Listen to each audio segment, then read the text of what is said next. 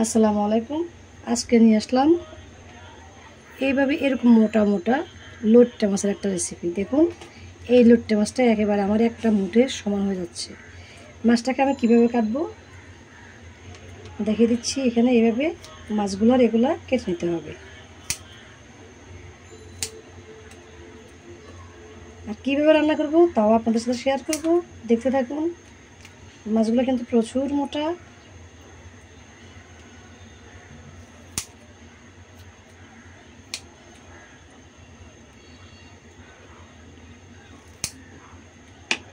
এই মাছটাকে এখানে যে বড় মাছের কিন্তু লোট্টে মাছের একটু গায়ে ছোটো ছোটো পশম থাকে, এইভাবে একটু এঁচে এঁচে নিতে হবে।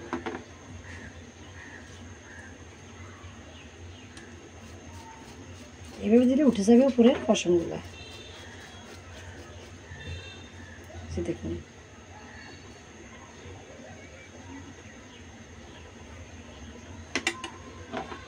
এবার কাটবো যেভাবে মাছগুলো প্রচুর মোটা, তাই ছোটো ছোটো টুকরো করবো।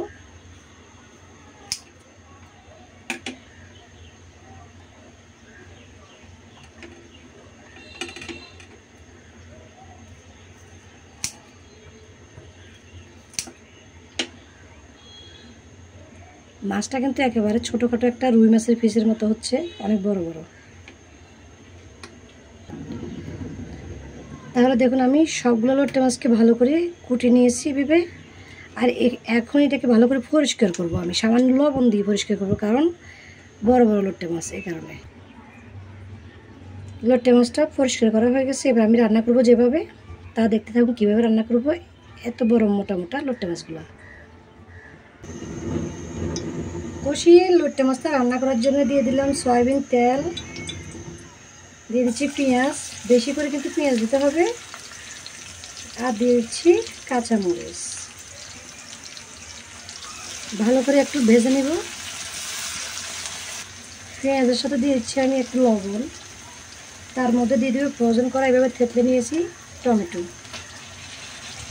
দিয়ে দিচ্ছি বাটা রসুন, দিয়ে দিচ্ছি হলুদের গুঁড়ি পরিমাণ মতো, জিরে ধনিয়ার গুঁড়ি, লাল মরিচের গুঁড়ি। মরিচের গুঁড়ি অবশ্যই দেবেন, মোটা মোটা মোটা মাছ তো অনেকে একটু জল কম খান। আর এই মাছটা রান্না করার সময় ঝালটা একটু বাড়িয়ে দিতে হবে, খেতে ভালো লাগবে না।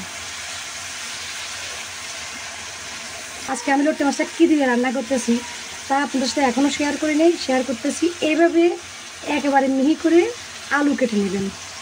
এরকম মোটা মোটা লোট্টে মাছ রান্না করতে হবে, কিন্তু আলুটা আগে কষিয়ে নিতে হবে, কারণ লোট্টে মাছটা একেবারে নরম জিনিস।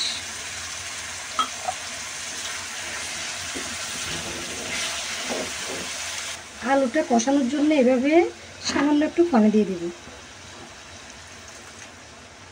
এবার আমি ঢাকনা দিয়ে দিব, কিছুক্ষণ কষিয়ে নিব আলুটাকে।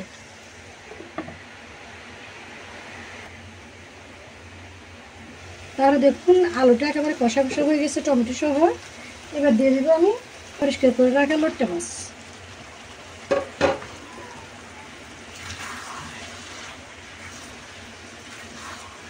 এভাবে একটু পানি দিতে হবে কিন্তু এখন, আর বেশি দিব না, লোট্টে মাছ থেকে পানি এমনিতেই বেরিয়ে আসবে।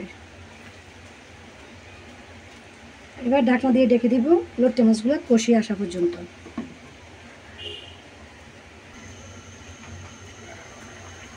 দেখুন 2-3 মিনিটের মতো কষানো হয়ে গেছে মাছটা। তার মধ্যে দিয়ে দিব আমি ধনেপাতা। ধনেপাতা এটা হচ্ছে যেটা গাছ ধনিয়া পাতা বলে, এটা তাই একটু আগে দিতে হবে, এটা সিদ্ধ হবে না, না হয়। এখন আমি এভাবে সিদ্ধ করে নেব। তাহলে দেখুন অনেকক্ষণ পর আমি ঢাকনাটা উঠিয়ে নিচ্ছি। মাছটা একেবারে রান্না হয়ে কষিয়ে বসে গেছে। এই যে মাছটা ফেসলা দিয়ে কিন্তু বেশি লাগা যাবে না, এই মাছটা জোড়া জোড়া খুলে যাবে। এবার আমি চুলা থেকে নামিয়ে দেখেছি আমি মাছটা কীভাবে গোটা গোটা আছে, ভেঙে যায়নি। তাহলে দেখুন আমি লোট্টে মাছগুলো নামিয়ে নিয়ে আসলাম। এখানে এই লোট্টে মাছগুলো পিসগুলো যত বড় আছে সেমভাবে আছে। আলুকে এভাবে কুচ কুচ করে বড় মোটা মোটা লোট্টে মাছগুলো রান্না করে দেখবেন কেমন লাগে, অনেক ভালো লাগবে, কিন্তু ঝালটা একটু বেশি করে দেবেন। আজকের রেসিপিটা আপনাদের কাছে কেমন লাগলো, ভালো লাগলে লাইক সাবস্ক্রাইব করে আমার পাশে থাকবেন। রেসিপিটা এখানে শেষ করে বিদায় নিচ্ছি। সবাই ভালো থাকবেন। আল্লাহ হাফিজ।